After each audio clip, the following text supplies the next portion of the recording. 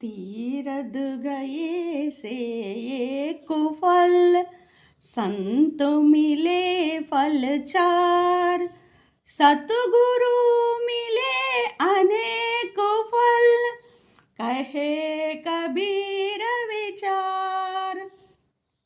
నిన్నటి క్లాస్లో మనం చెప్పుకున్నాం కదా, తీరద్ గయేసే ఏక్ ఫల్. తీరద్ అంటే తీర్థయాత్రలకు వెళ్ళడం వల్ల ఒక ఫలితం లభిస్తుంది.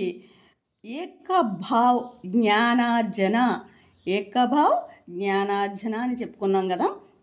ఇప్పుడు సంత్ మిలే ఫలచార్. అసలు ఈ సంత్ అంటే అర్థం ఏంటి చూద్దాం రండి.